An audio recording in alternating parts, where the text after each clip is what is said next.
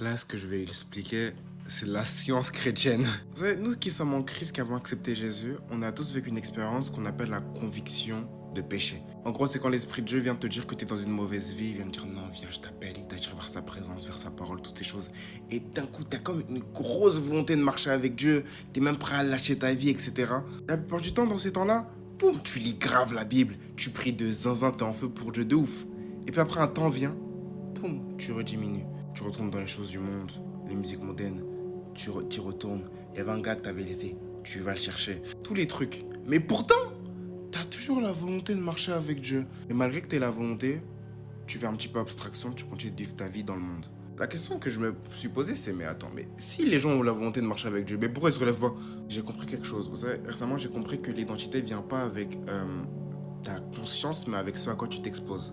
C'est-à-dire que ce que t'es résulte de ce que tu as regardé. Et pour beaucoup de chrétiens, ils ont la volonté de marcher avec Dieu. Mais c'est comme s'ils n'exploitent pas cette volonté-là. Pourquoi? Parce qu'autour d'eux, ils ne voient personne le faire. Ça, c'est de la science, hein. C'est de la science de dingue. C'est-à-dire qu'il y a tellement de chrétiens, s'ils ne se relèvent pas, s'ils ne marchent pas de nouveau avec Dieu, c'est parce qu'autour d'eux, ils ne trouvent personne qui le fait. Mais quand tu réfléchis bien, il y a tout le monde autour d'eux qui marche dans les choses que le monde propose. C'est pour ça qu'ils retombent. La Bible dit dans 1 Corinthiens 15, verset 33, « Les mauvaises compagnies corrompent les bonnes mœurs ». Je traduis en version compréhensible. La Bible dit, le fait de traîner avec des mauvaises personnes, ça va changer tes bonnes habitudes. Donc en gros, les personnes avec qui tu marches peuvent changer tes habitudes. Mais moi, je veux parler à un type de chrétien. En fait, je sais. En fait, il y en a tellement. Et moi, ça me blesse le cœur de me rendre compte qu'il y a ça. Il y en a tellement. Vous avez le désir de marcher avec Dieu. En fait, tu sais que la vie que tu vis, c'est pas celle que tu dois vivre. Tu sais. En fait, tu le sais vraiment. Mais tout autour de toi essaye de te faire croire que non. Mais t'es un gars comme tout le monde. T'es une go comme tout le monde. Pourquoi tu fais pas les choses que tout le monde fait? Tu veux faire le gars différent?